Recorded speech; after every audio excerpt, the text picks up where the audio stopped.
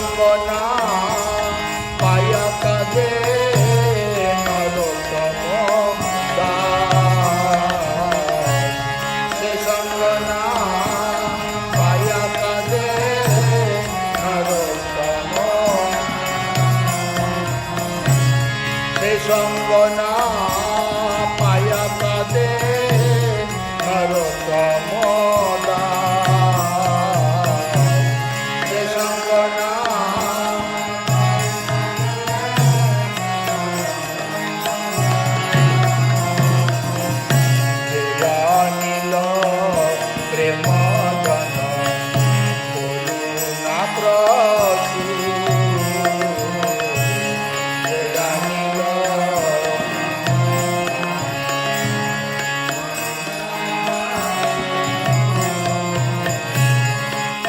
Prabhu Kotha Gela Bhakti Vinod Thakur Hano Prabhu Kotha Gela Bhakti Vinod Thakur Jayo Acharya Thakur Jayo Acharya Thakur Acharya Thakur Jayo Acharya Thakur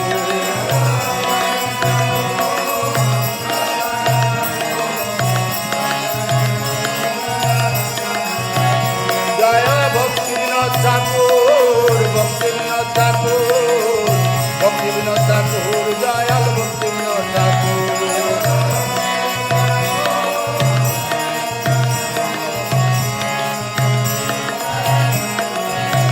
Jayal Vaishnav Thakur, Vaishnav Thakur, Vaishnav Thakur, Jayal Vaishnav Thakur.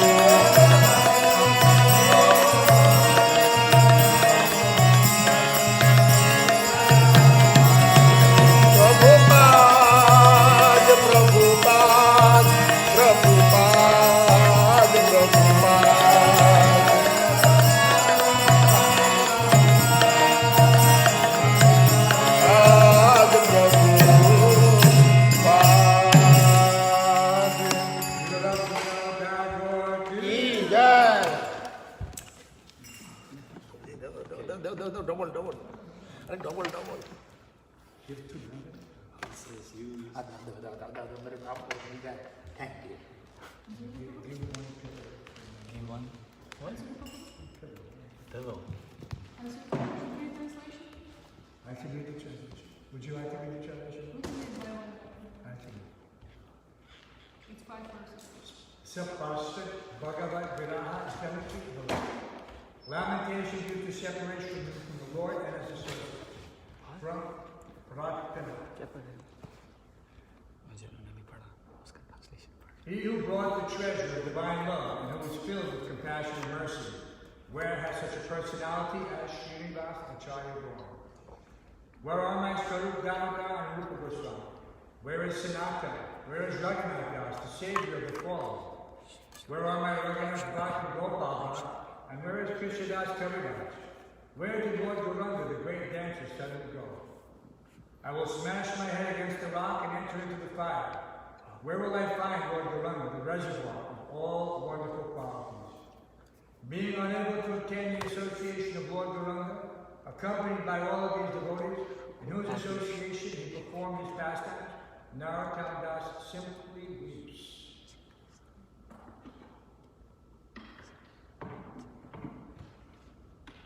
Today being the auspicious disappearance in the Bhakti-Vinod. All right. Param Guru.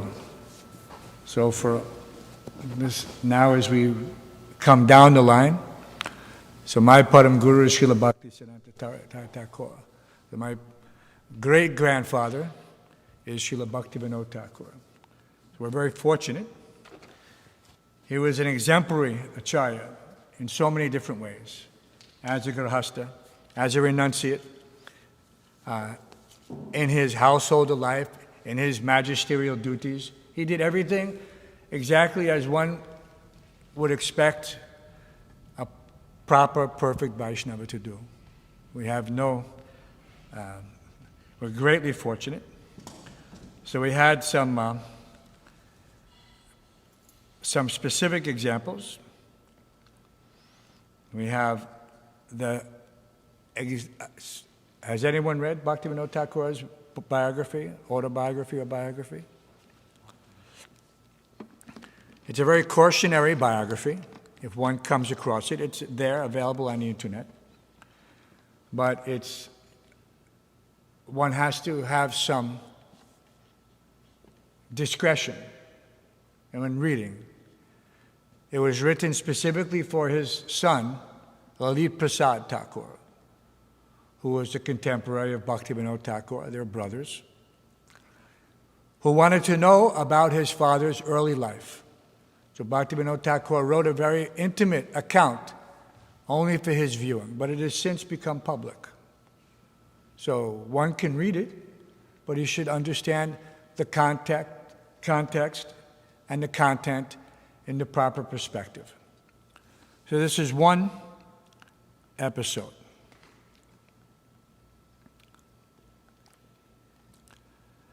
This is from his biography, not his autobiography. He didn't glorify himself in his biography in any way.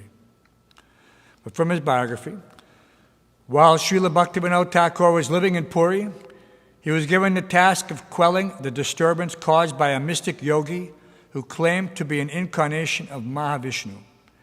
This yogi was called by the name Bishakashain, and he has established a temple in the jungle near the village of Shārdaipur. He exhibited many mystic powers, and numerous people came to serve him. Bishakashain belonged to a deviant sect of followers of Lord Chaitanya called Atibaris. This group had forged books which predicted the appearance of Chaitanya once again.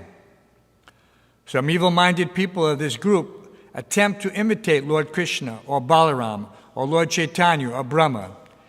In the forged books of the Atibaris group, it was predicted that there would be a battle on the 14th of Chaitra, March-April, and that Mahavishnu would then reveal his four-armed form. This news was spread in the villages. The yogi Bishakashain sent out a circular announcing that Bhagavan Mahavishnu, who had descended as Bishakashain, would deliver India from the hands of the Europeans by killing them all. India was then ruled by the British. He also began to exhibit various miracles to impress people. He would sit erect in front of a fire and leap into the flames for some time and then return to an erect position without injury. He could read people's minds, instantly cure diseased persons, and manifest fire from his head. To those who lacked knowledge of various yogic practices by which siddhis or mystic powers are obtained, these events seemed extraordinary. Even godly. However, to a serious student of yoga like Srila Bhaktivinoda Thakur, such powers were simply an insignificant display of material power acquired by austerity with no real spirituality. Even to this day in India, unscrupulous persons who perform severe penances acquire these magical powers simply to get a large following and exploit their simple-minded followers for material advantages. Their naive followers often become convinced of the divinity of the rascals and worship them as God. Two of Bishakashain's associates posed as Lord Brahma and Lord Shiva. Living in the jungle not far from Bhubaneswar, Bishakashain established a temple using funds that certain intimidated kings of Orissa had sent at his request. Some of the kings and villagers even sent women for his pleasure. When he announced that he would hold a Ras dance in which he would exhibit his sole supremacy and power over all women. When he actually had sexual relations with the wives of leading citizens of an Orissan town called Bringapur, it created an outcry among the husbands and other leaders there, and they took their case to the government officials. Mr. Ravinshaw, the English District Commissioner, was at that time in charge of the Orissan Division of the National British Indian Government. After hearing from the leaders of Bringapur, he decided to entrust the case to Srila Bhaktivinoda Thakur for a thorough investigation. The case was very sensitive. Bishop Kashain had gathered a large following of sympathizers, and he was seen as a potential threat to the security of the region, possibly capable of fomenting a local revolution. The Thakur set out with the district superintendent, the chief of police, and a few constables. In the evening, just at sunset, the Thakur entered the jungle where the yogi was staying near the village of Śhrīmad-Bhāgavatam. He found many people sitting with the yogi. Many sick people had come to him to get cured by him and were glorifying him as an incarnation of God. Upon the arrival of the Thakur, the yogi rose from his throne and questioned him, "O Babu, I know that you are a Bengali and a magistrate. Why have you come here on this dark night?" Srila Bhaktivinoda Thakur replied, "I have come to see you." Bishop Kashain then rejoined, "That being the case, please sit down and hear my teachings. I am Mahavishnu. Arising from the ocean of milk, I have come to this place, and very soon I will destroy all the Europeans, including the King of England. I have proclaimed this everywhere."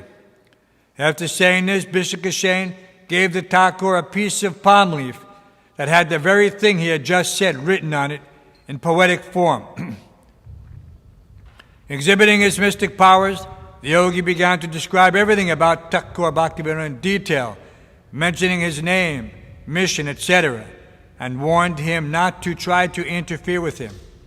He also revealed that he knew fully about the men that the Thakur had brought with him and were hiding among the trees. The Thakur was not impressed, and he asked the yogi, "If you are Mahavishnu, then why are you staying in the jungle and not at Puri, where Sri Jagannath Dev resides?" The yogi replied haughtily, "I am personally the Supreme Lord. There is no God at Puri. That so-called God Jagannath is merely a big slab of wood. Sri Chaitanya was my beloved devotee, and I will again make India the kingdom of the Hindus. For this reason I am living in the jungle. I know that you are an excellent court judge and a good devotee as well. When the Hindu kingdom is again established, I will give you a very good position in the government. I will make you the governor of the entire state of Orissa."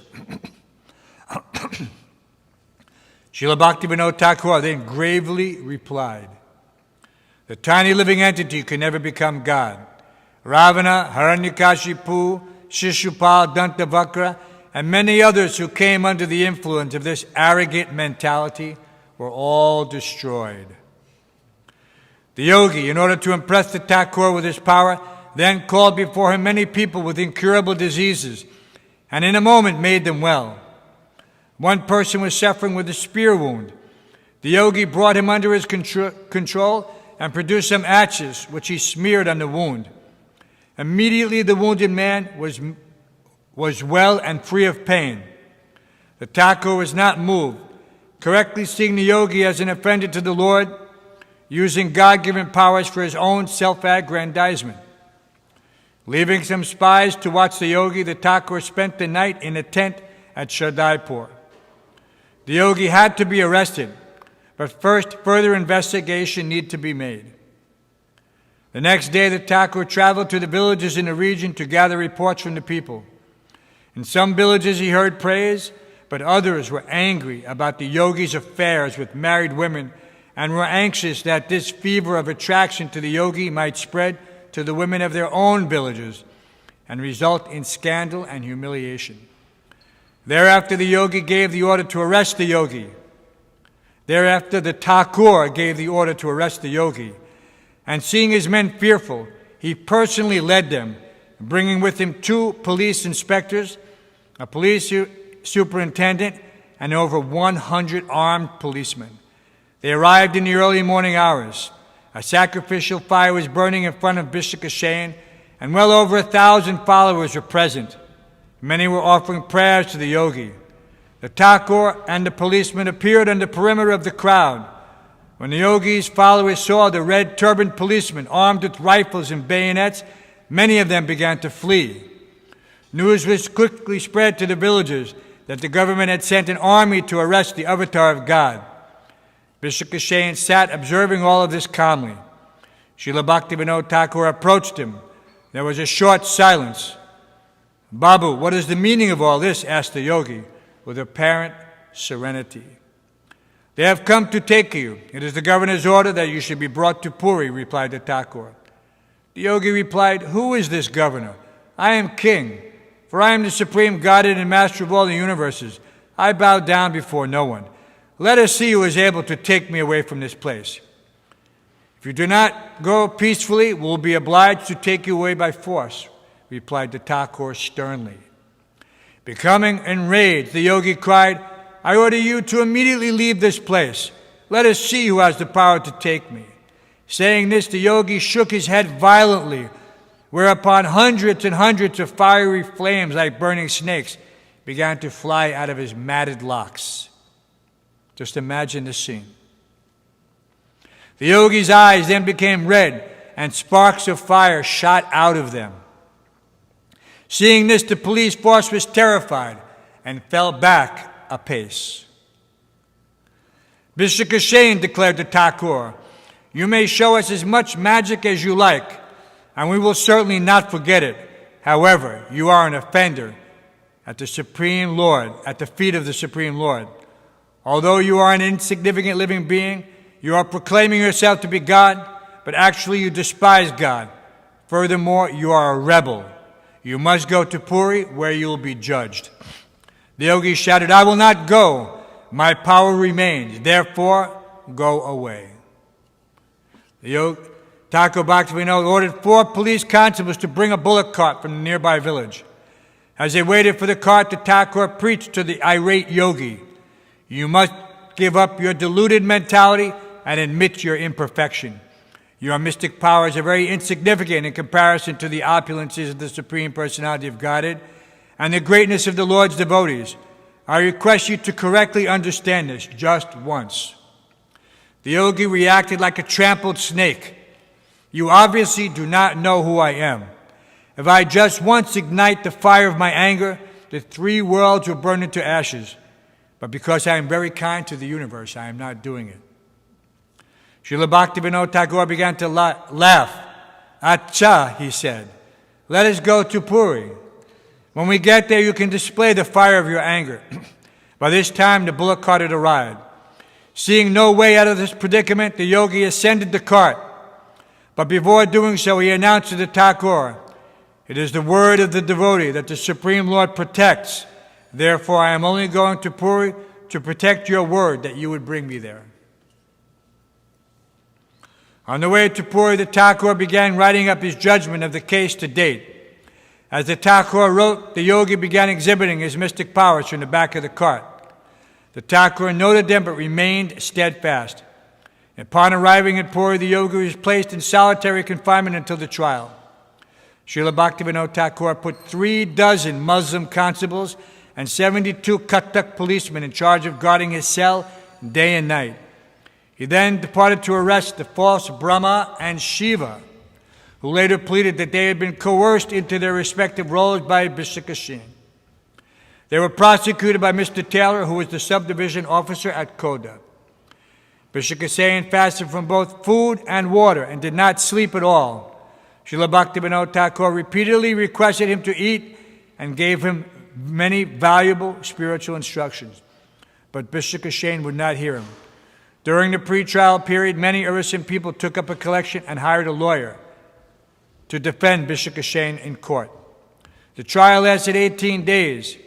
It was held in the district court at Puri.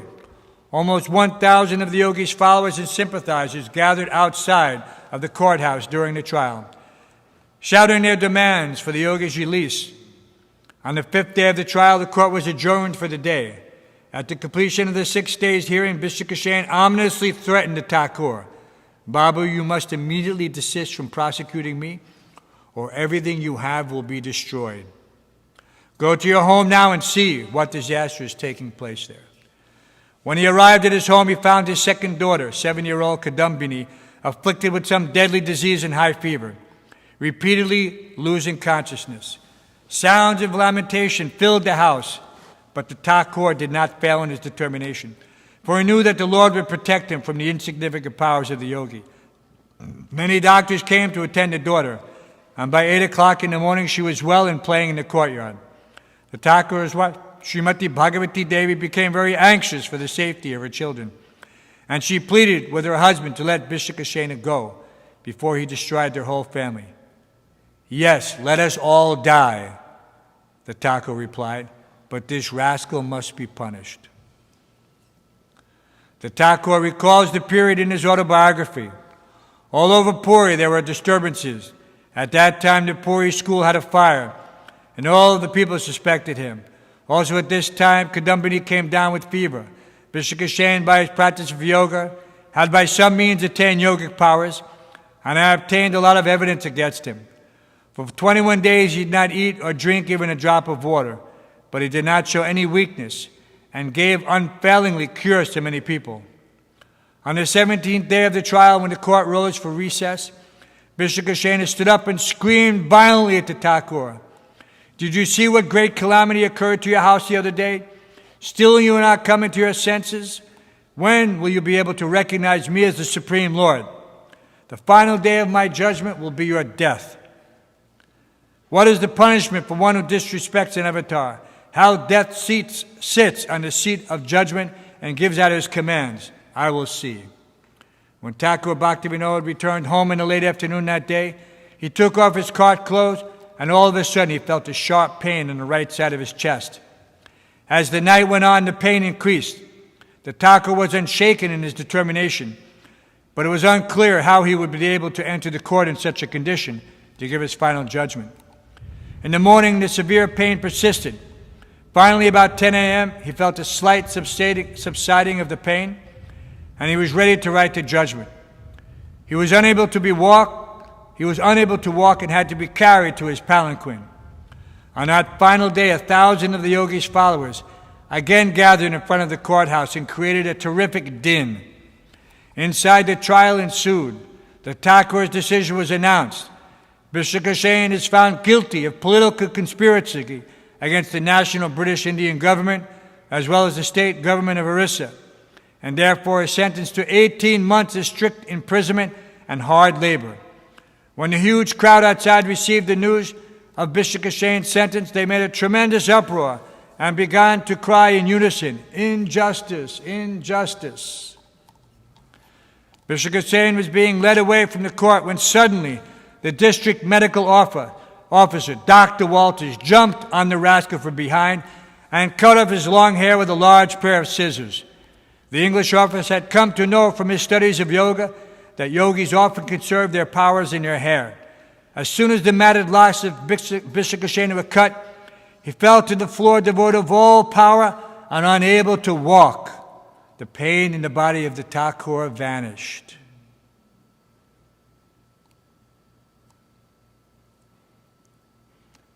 Amazing.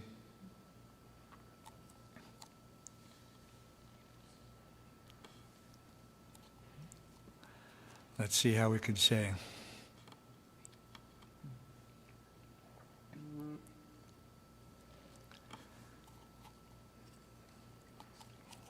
What does it say? The pain in the body of the Thakur immediately vanished, and the yogi was removed from the courtroom on a stretcher. When his followers saw that God had been overcome by having his hair removed, most of them deserted him. Srila Bhaktivinoda Thakur recalls in his biography, when his hair was cut, his followers said that he was a cheater and left him. The Thakur walked home peacefully. Vishakasena was held in Puri jail for 3 months and then transferred to the central jail in Midnapur.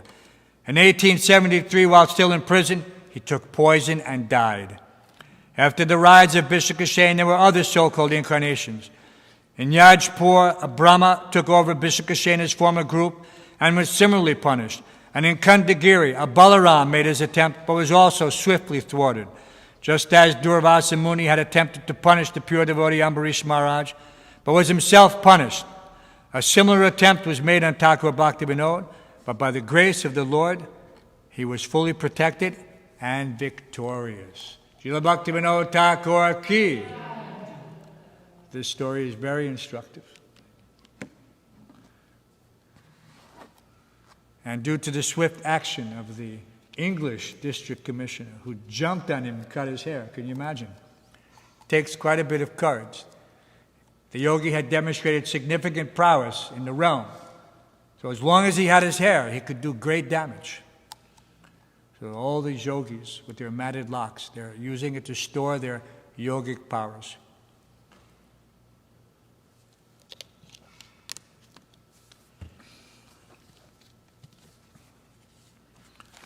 Om Namo Bhagavate Vasudevaya. Om Namo Bhagavate Vasudevaya. Om Namo Bhagavate Vasudevaya. And we're reading from which text? 12. Text 12. Śhrīmad-Bhāgavatam, Canto 1, Chapter 19, Text 12. The appearance of Sukadeva Goswami. Sukho bhavishteshu ata teshu bhuya kritapanamaha kritapanamaha swachikirshitang swachikirshitang yat vigyapayam asha viviktacheta upashtito gre vigrahitapanihi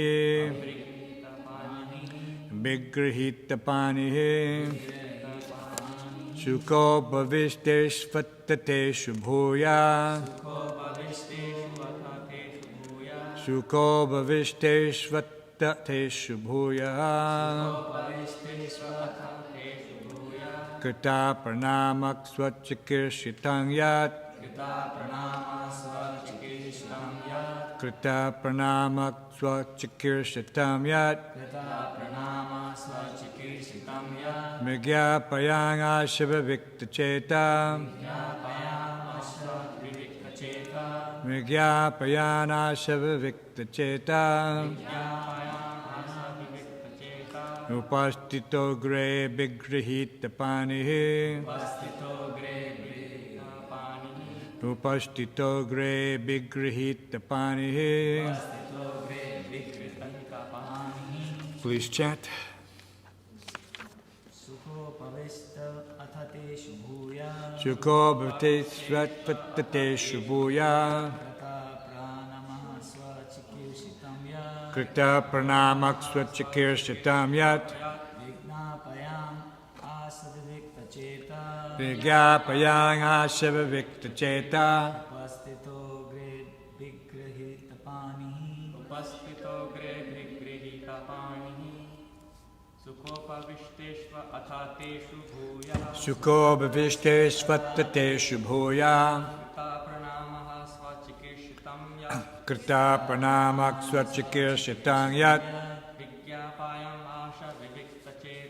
Vigyapayam ashaviviktacheta Upasito gre vigrahitapanihi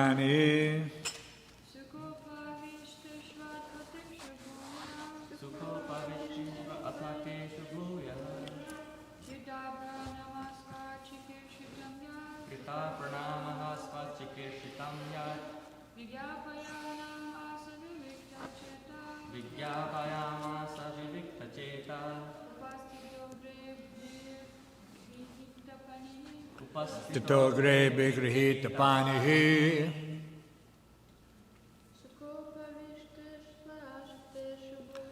Sukho bhavisteshvattateshu bhuya Krita pranamak swachikirshitang yat Vigyapayam ashaviviktacheta Upachito gre vigrahitapanihi Sukha happily Obhavishteshu all sitting down. Ata, thereupon, Teshu, unto them, the visitors, Bhuyaha, again, Krita Pranamaha, having offered obeisances, Swa, his own, Jikir Sitang, decision of fasting, Yat, who, Vikyapayamasa, submitted, Viktachetaha, one whose mind is detached from worldly affairs, Upastitaha, being present, Agre, before them, Abhigrahitapani, humbly with folded hands. Translation and purport by His Divine Grace A.C. Bhaktivedanta Swami Prabhupada. After all the rishis and others had seated themselves comfortably, the king, humbly standing before them with folded hands, told them of his decision to fast until death. Purport. Although the king had already decided to fast until death on the bank of the Ganges, he humbly expressed his decision to elicit the opinion of the great authorities present there. Any decision, however important, should be confirmed by some authority. That makes the matter perfect. This means that the monarchs who ruled the earth in those days were not irresponsible dictators. They scrupulously followed the authoritative decisions of the saints and sages in terms of Vedic injunctions. Maharaj Parikshit, as a perfect king, followed the principles by consulting the authorities even up to the last days of his life. Please repeat. After all the rishis and others had seated themselves comfortably, the king, humbly standing before them with folded hands, told them of his decision to fast until death. Om Jnana Tamarandasya Gananjana Shalakaya Chakshura Taminatasmai Shri Gurave Namaha Mukkam Karoti Vachalam Pangum Langai Tegaram Yatkipatamaham Bande Shri Gurum Dhiratanam.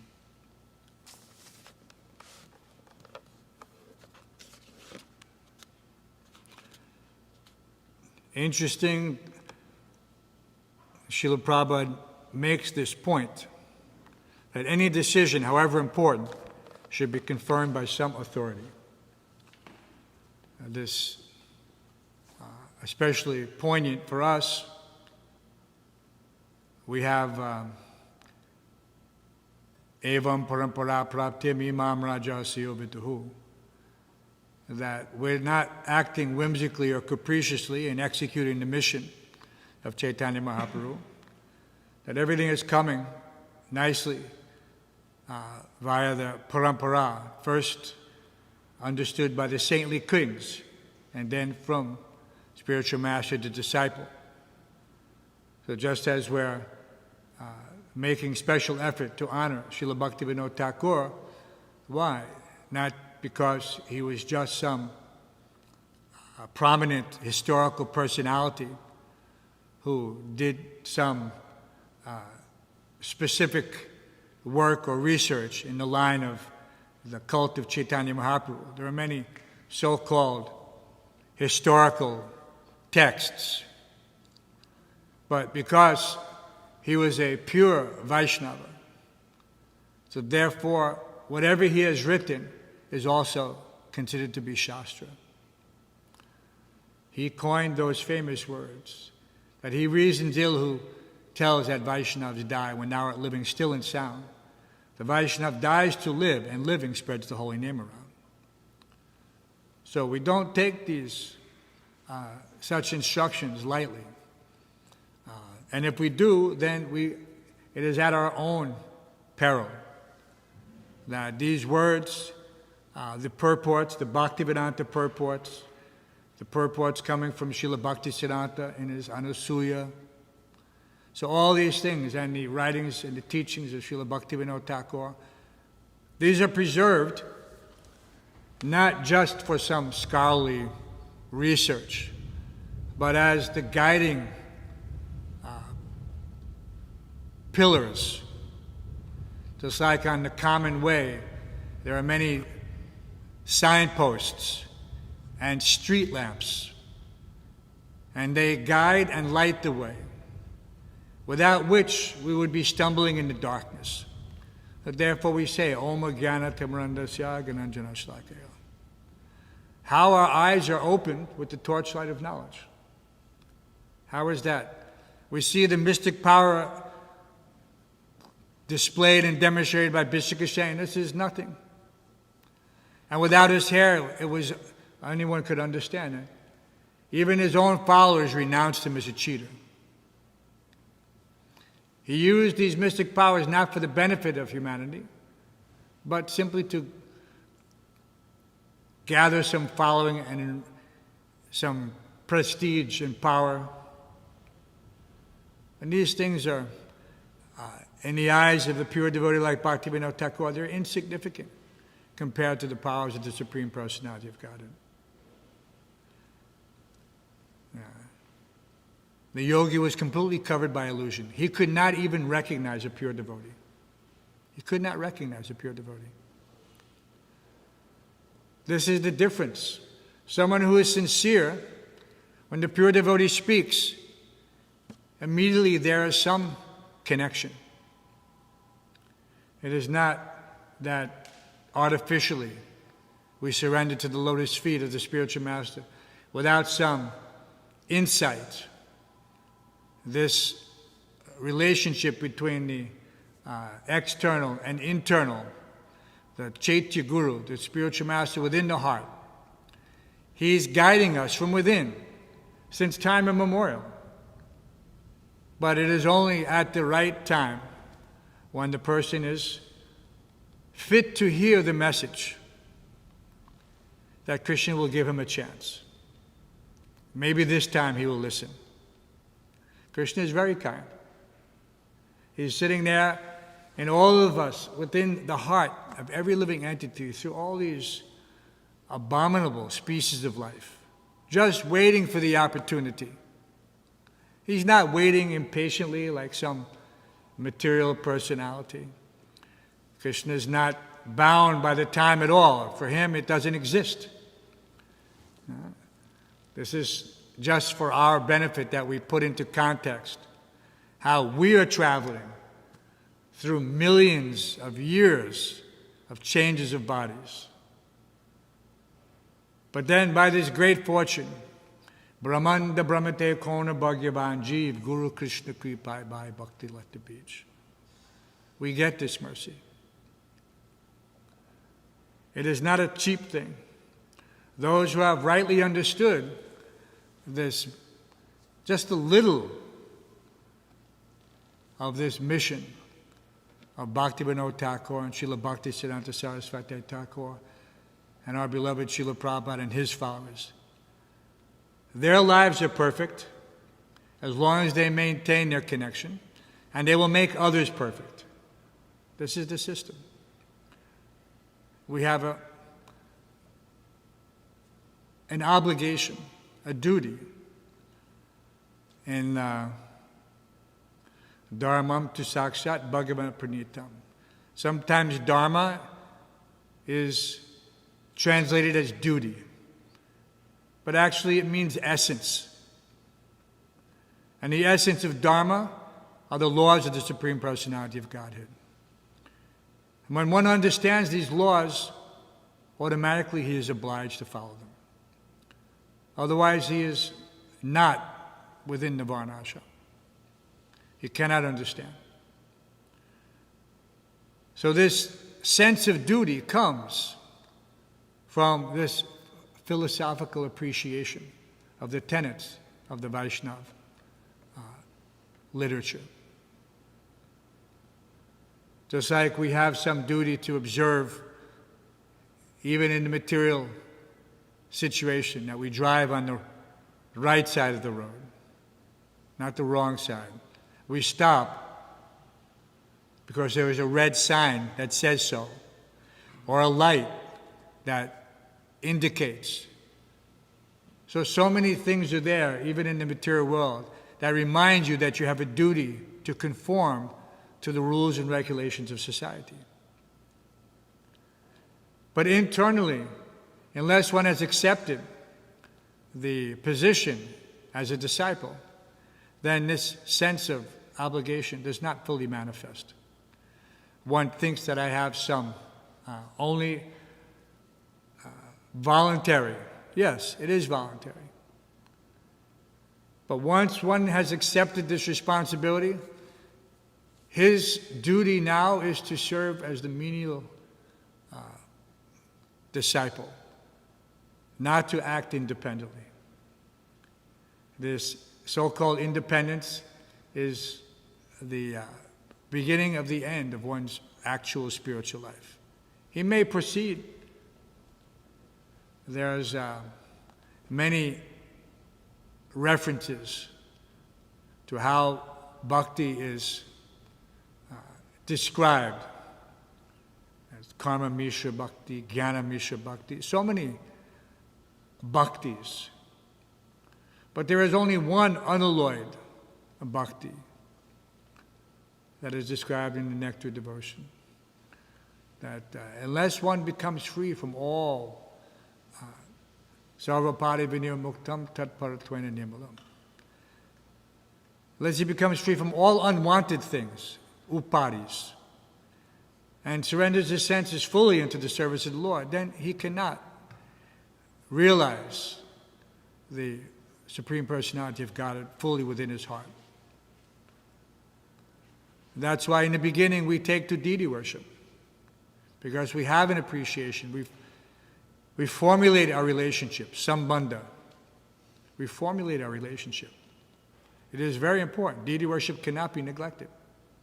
As long as one is in the material world, as householder, until he comes to the higher stages of renunciation, he must engage. Prabhupada, we were reading yesterday in the Chaitanya Charitamrita that the Paramahamsa, even the Paramahamsa must chant the holy name. He cannot neglect to chant. He cannot forego that I am Paramahamsa, I don't need to chant.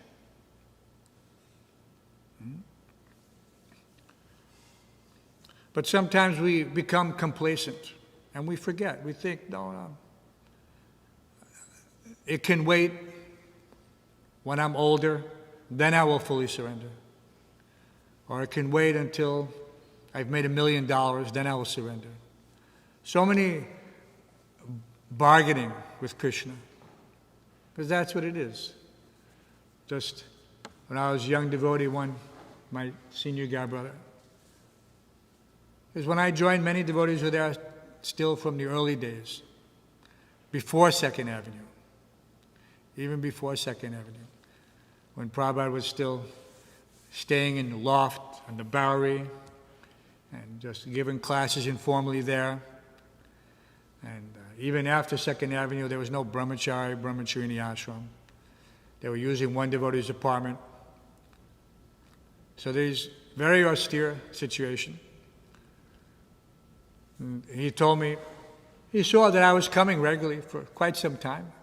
I liked the philosophy, I liked the devotees, I liked the prasadam, I liked everything about Krishna consciousness.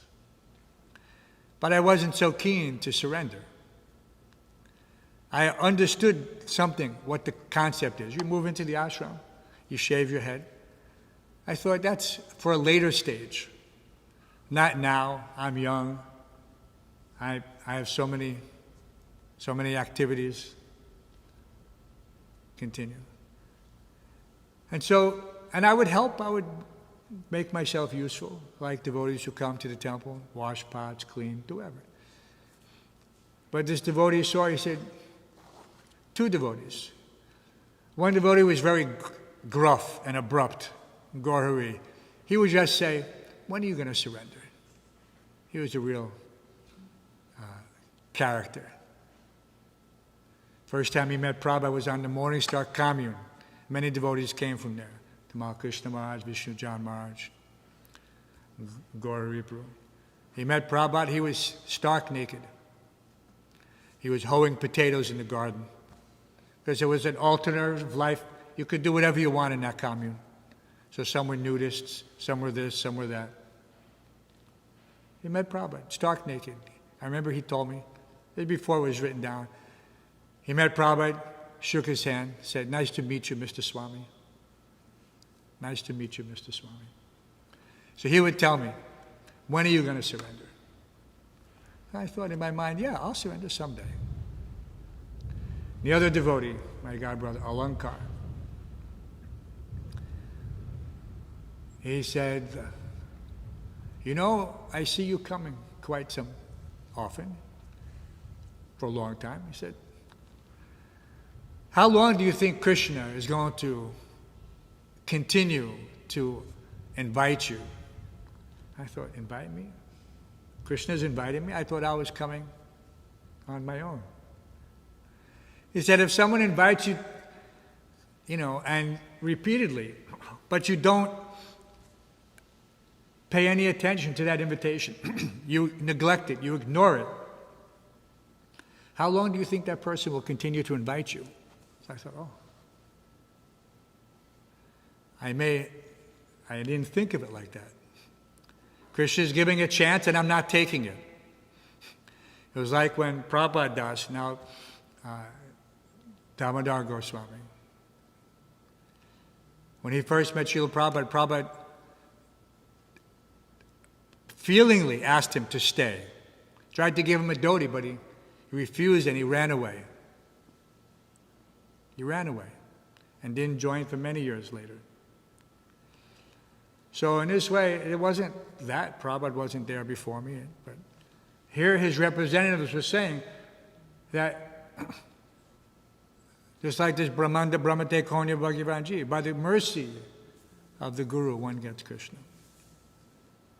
By the mercy of Krishna, one gets Guru. So I wasn't understanding this point, that Krishna and Prabhupada were inviting me, and I was just taking advantage of the situation. They're just very nonchalant. Let me go on like this. I was feeling something, whatever it was, some shadow, taste. So I had to think very hard, but after that, I made it up my mind that I would join. But I was waiting for Prabhupada to come. So, like that. Eventually everything happened. I had so many excuses, but Krishna, one by one, just cut all of them down. The point is, you have to come to that point, though. Many don't get the opportunity nowadays. Many never live in the ashram. Many never have to really surrender. They don't appreciate what it means to surrender. To take the order of the spiritual master as one's life and soul. What does that mean? How do you get that experience, that taste?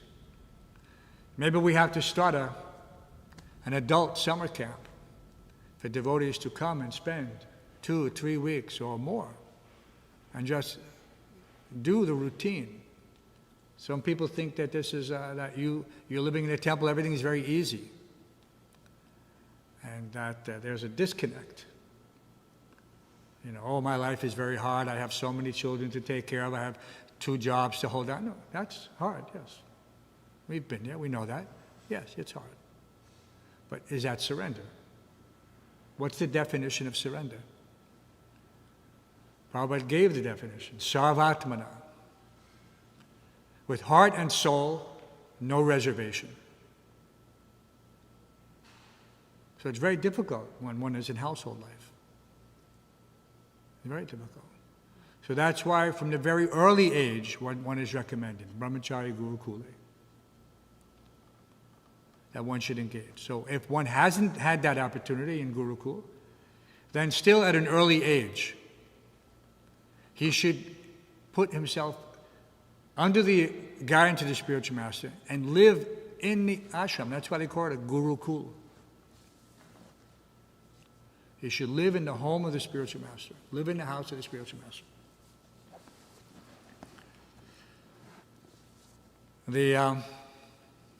So this is something now we want to give everyone an opportunity to the extent possible, how they can come close to Krishna. Anyone who has lived in the ashram, his experience is different than someone who has just come in contact with Krishna and kind of become a friend of the devotees. Even sometimes someone might take initiation. The spiritual master will give very liberally in order to encourage a person to see how he's chanting his rounds nicely, how he's becoming attached, how he's learning how to serve. But these things have to be observed. So the spiritual master has his representatives. He's always had his representatives. Why did Prabhupada establish temples? He could have just said, everybody get married, live on your own, and donate to the temple. He didn't do that. He said the temples must be there. Why? For training the devotees. Very important to understand these points.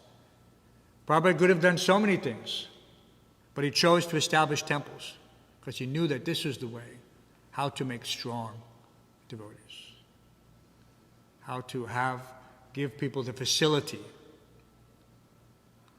So we have a great responsibility to maintain this facility. Otherwise, so many people will say, no, just give it up. Why do we need this big thing? Just, preach in the streets and, have everybody, meet under a tree in Tompkins Square Park once a week. But then where do you do the service? Then everybody should distribute books. That's okay. We could do that. We could just buy buses and everybody go out. But Prabhupada actually didn't like that program so much. He liked it, but he didn't like it. He said it is not a substitute for the temples. So we have so many instructions. We have to try to focus on the important ones.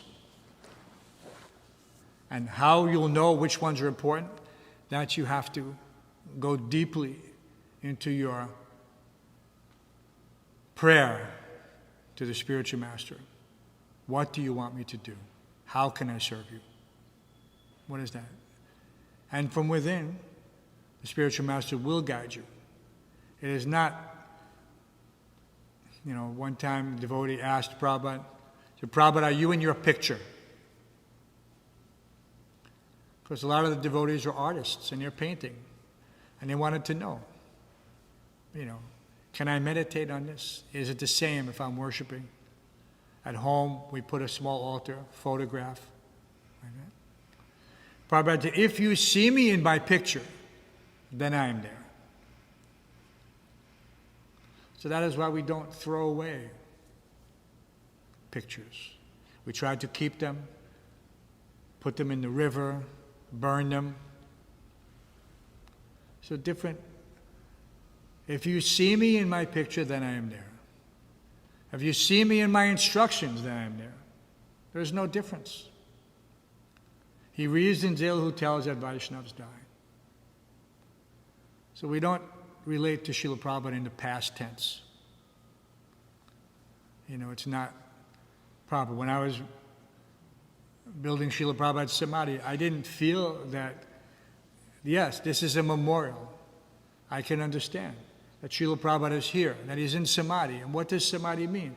It means that his existence, transcendental, situated on that spiritual platform, still he remains. Still he remains. Otherwise, why this location is revered as a sacred spot? There are many people buried all over the world. Okay? But they have not attained that level of purity. What did Prabhupada say? That a sannyasi's body is not burned. Why? Because it is fully spiritualized. It's non-different.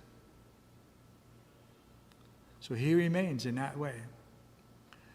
And anyone who goes to Vrindavan and pays his obeisances in that Mahasamadhi, he's paying his obeisances directly to Srila Prabhupada. I used to, in the early days, we don't have to cause any disturbance amongst devotees. We never paid our obeisances with our left side. Left side is after the departure of the spiritual master. We always paid our obeisances with the right side. Srila Prabhupada was president of the planet, your right side. If you ever see the photos, you wonder why, that's why. In the spiritual master's manifest presence, you pay with your right shoulder. So in Prabhupada's Mahasamadhi, all of us who lived in Vrindavan, we all paid with our right shoulder. Because for us, Prabhupada is there. But, it's not, we don't want to cause confusion. You have to explain every single time why you're doing that. But that was the intimate association of Srila Prabhupada. It was very, very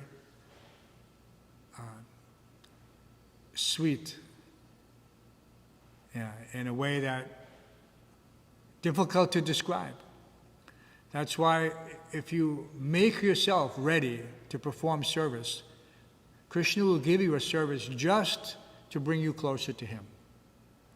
That's the only reason the service is there. It can be washing pots, it can be mopping floors, it can be distributing books. But if you see Krishna in that service, He will allow you to have a realization that will put you in such a spiritual state of consciousness that your conviction becomes so firm, like Bhaktivinoda Thakur, it cannot be broken. It cannot be broken. This is why that verse is there, Apichat Sudaracharo Bhajate Mamananyabhak. It may seem sometimes that a devotee has some difficulty. But if he has established his relationship with the Supreme Lord and the Spiritual Master, and he is remorseful, then his faith has actually saved him. It has already saved him. But he cannot exploit that, because then he's an aparadi. And then his spiritual life is finished, because he commits offense to the lotus feet of the Spiritual Master. So we have the best of everything in the temple. This is something that,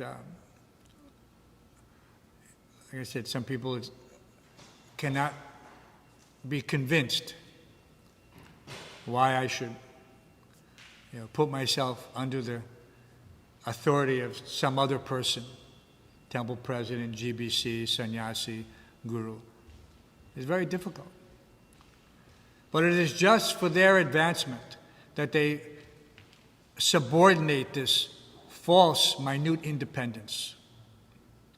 Not artificially, not without active intelligence, but with full intelligence, knowing that I can please my spiritual master in this way.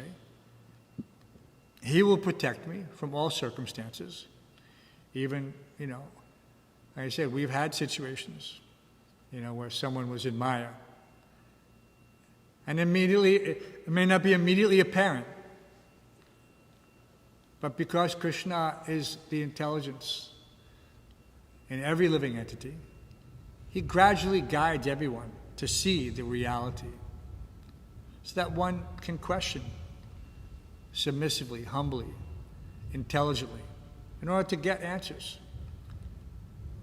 This is and why Srila Prabhupada established the GBC, and hopefully they can follow in Prabhupada's footsteps in this regard, in order to take the society to the next level. It's a very difficult service. Who can imagine? Trying to, without any, structural constitution, so to speak, without any means to enforce situations. Prabhupada ultimately said, by love. So we have to try to, and that comes from close association. So this is why the temple is also beneficial, to develop these strong relationships that you will carry with you throughout your Krishna conscious sojourn. Don't think it. All of my relationships were built by living in the temple and serving in the temple in close proximity with devotees undergoing the same level of austerity, shared austerity, shared realizations. It's not possible to get otherwise. You know, you can do some things once a month, and you will get some shared realization, but it will not be the same. It will not be the same as doing it every single day together. Why we had such amazing book distribution. Devotees fired up going on every day. Dozens and dozens of devotees from this temple. Dozens and dozens. At one time we had over 80 Sankirtan devotees. Just doing Sankirtan. 80 Sankirtan devotees. Can you imagine that? We were number one so many times. It can be. In this temple, we never had more than 30, but still, because we just didn't have the facility. There's less rooms. That building was 77,000 square feet. It had hundreds of rooms. Amazing. So that's what we can look forward to if we can remain sincere and dedicated and focused. We can have a similar building right next door. Huge Sankirtan department.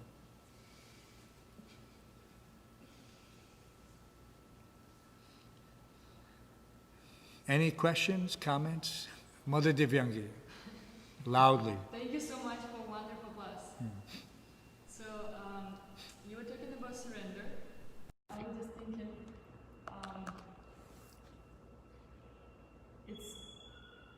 we see that, like, how can we apply really on our real life? Because right now, well, in the past, right, basically surrender means if you just shake a hand and you just join the party and you move in the temple, right? But nowadays we see that some temples don't even have a place to live, so it's just for congregation. And again, with, for example, varnashram system, right? That ashrams, some brahmacharis, right? They don't even wear brahmachari cloth because they have to work in some places. And so, but does it mean that the person doesn't join the ashram and she never lives in the temple, or that he cannot surrender? Like, because even raise kids is surrendering. There's two concepts that you're describing. One is, if you're in the varnashram system, the temple is the center. And the brahmanas live in the immediate surrounding area, like a concentric rings. Temple in the center, then the brahmins, then the kshatriyas, then the vaishyas, and the sudras. Even in those situations, I've been in those, I've seen the original, certain cities are like that. It's like Jaipur. You go to Jaipur, everyone goes to Mangalarti. The whole city converges on the center, Radha Govinda Mandir, from Mangalarti. It's an amazing sight to see. And they all perform service. Many stay there and chant the japa. And then their whole activities, everything they do, is somehow connected to Radha Govinda. The whole city is connected, essentially, to Radha Govinda. And they're not just Radha Govinda. All the deities from the Dāsa are in that, all except for Radha Mohan, are in that right there, within a few block radius of Radha Govinda. So one has to go there at a time just to get a sense of how it can be. And we don't have an immediate community around. Another reason to have a building like this is to have a vertical varnashram community. You'll have people living there who are householders, but who have the opportunity then to come to Mangalarti every day before going out, to surrender that part of their day, whatever it takes, 1 hour, 2 hours, 3 hours, to do deity worship, to have their minds fixed. That takes surrender. You have to be willing to put yourself in it. Some people will say, no, I don't want to live near to the temple. I don't want to have to go to Mangalarti. That's a conscious decision for many. Not everyone. Some people, it's unavoidable. You have to go where your work is. Or where your children's school is. So that's why we build these things. In Alacha, we tried to do something similar. We established the first thing we did was child protection and education. Because these two things are essential for Varnashram. It wasn't just because we had 127 acres that we should do these things. No. We knew that in order to please the Lord and to anchor the community, we had to have a couple of components that were missing. And so, there we have now an opportunity. And if anyone has seen, Alachua has probably 700-800 families in the immediate vicinity. Anyone can come to Mangalati. Anyone can stay and chant a japa. It's a beautiful facility. Anyone can put their children in the school and participate in their child's education up till 10th grade, like that. So even if you have to work outside, you are able to dedicate as much time as you want to that situation. So, it's not everywhere. And we don't expect everyone to join the temple, even if someone says they don't have room. I guarantee you there's room for 20 people up there if we try. We would have to put bunk beds. Not during COVID, but after that. When everyone is fully confident that the situation is clear. Otherwise, until you fully utilize a building like this, why does Krishna give you another one? That was our sense when we were in Henry Street. We had 130 devotees living in these two brownstones. The brahmachari, we were sleeping in one room, 20 of us, one room, on the floor, in sleeping bags, head to toe, head to toe, head to toe, in rows. One room. And then women were doing the same. And because we had literally no more room, we had devotees sleeping in the stairway. We had devotees sleeping on the fire escape. We had devotees sleeping on the roof. We had devotees sleeping in every square inch. Then Krishna gave us that huge building on 55th Street. Huge building. So, yes, it's our austerity to try to have as many people as we can possibly conveniently, comfortably situated. And that means we do have to actively preach. Don't think that this person won't come because the conditions are not right. If I tell you what the conditions are like in a Brooklyn temple, you would never join. No one would join. Only cold showers. All those 30 brahmacharis standing in a line with nothing but their coatings on, going in one end of the bathtub and out the other every 10 seconds. Sometimes 30 seconds, if the temple president felt generous. That was all right. People think you're just joking. Oh, no one can do that. No, we did it. Cold showers. And he would be staying. He was our cheerleader. He was such a great devotee, our temple president. He would just say very nonchalant, like it was no, Guru, 10-second shower. Guru, 10-second shower. Okay. 10-second shower. Just go in here and get wet. Cold. Get out and dry off. And go to Mangalati. And work from 4 a.m. to 10 every single day. Nobody's sick. You tried to sleep, you were lying.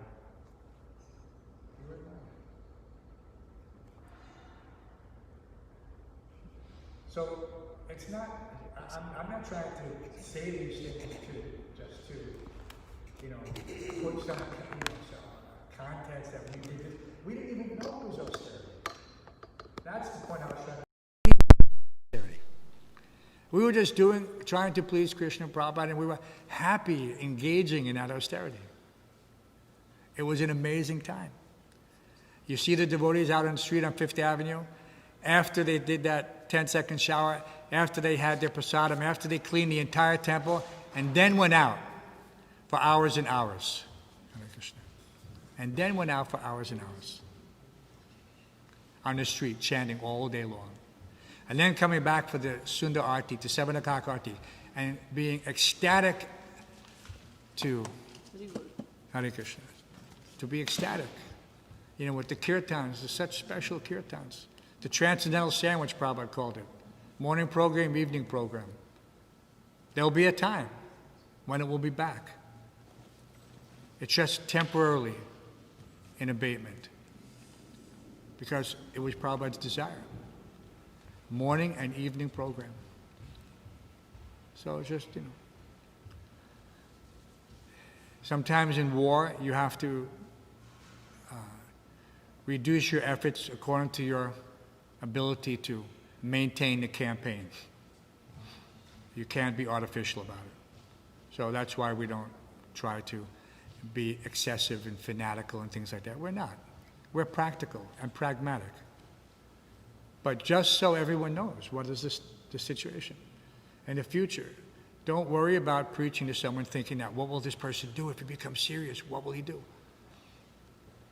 They want your association. You're their Vartma Pradaksha Guru. It was a great privilege for me to be able to join, when I finally realized and joined the temple with all these other great souls. I thought, I should have done this years ago. I was so foolish. But that's what happens. You don't get the perspective that allows you to make such a decision if you're half in and half out. You have to make the decision to come in. You cannot have one foot on this side and one foot on that side. You have to make a commitment. So, somehow or other, it's up to Krishna. We do what we have to do in order to maintain, but we should never lose sight of the fact that I am Krishna's. I belong to Krishna. It's not my situation. I belong to Krishna. And if you can maintain that, Bhaktivinoda Thakur as a perfect example.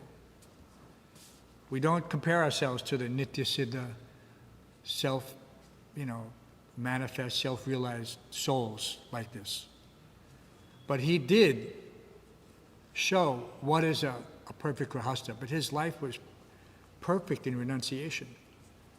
If you knew how he lived, what he did in his morning program, and how he conducted himself, and how he came home at night to continue writing in the morning, in the evening, and afternoon, that's almost an impossible task for anyone. Some people say, oh, he was a householder. But that probably he would laugh at that suggestion. Yeah. No one can compare himself to Bhaktivinoda Thakur like that. Anyway. But we should encourage everyone to follow to their maximum extent. That's the key, to their maximum extent. Because when you do that, then Krishna will give you the impetus to take you to the next stage. These things are not automatic. It's not that you take Bhakti Shastri and your Bhajana Kriya. Somebody hands you a certificate. No, it doesn't work like that. How do you get to those stages? When do you think it comes? So one has to have some perspective, some context, if he wants to rise up to that level. And there's symptoms.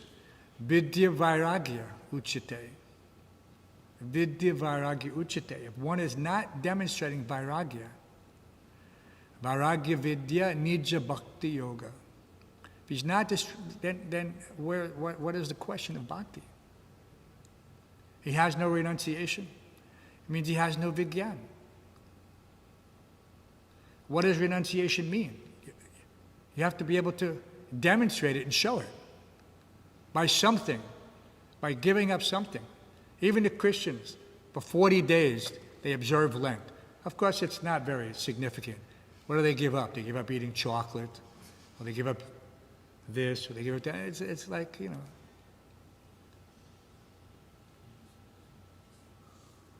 But Vairagya Vidya Nija Bhakti Yoga, that's the test. What am I renouncing? Am I renouncing my false ego? Or am I renouncing my time, my desire for profit, distinction, adoration? What am I renouncing? I'm adding Krishna, yes.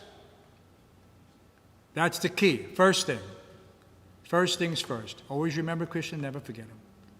The second thing, Vairagya Vidya, Nija Bhakti Yoga. Mother Mathura Vilasini, you had a question, but you have to speak up, maybe, Mat. That's very nice. That's very encouraging when you're telling us the story. It's encouraging. Mataji, I can't hear a word you're saying. It's very encouraging. So what you tell us, it's nice. It's encouraging us. It gives us determination.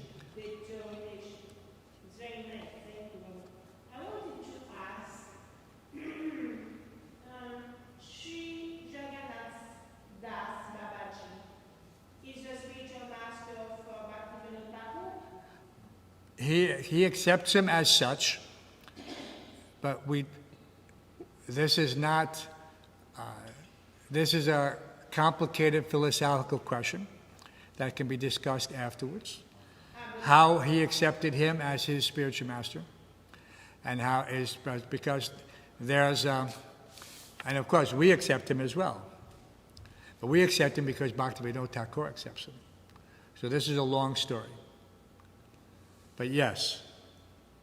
But Bhaktivinoda Thakur didn't get initiated from him? Yes. But it's a different type of initiation.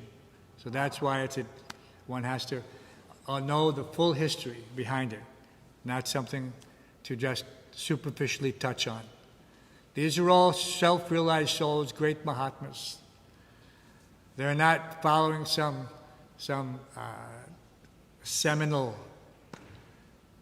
situation, which is how it was done previously. So we're very fortunate that to come into this transcendental line of disciplic succession. But I never heard anything about Jagannath Das Babaji and Bhaktivinoda Thakur. Like I said, Maji, it's a different. You can take this. It's a long discussion.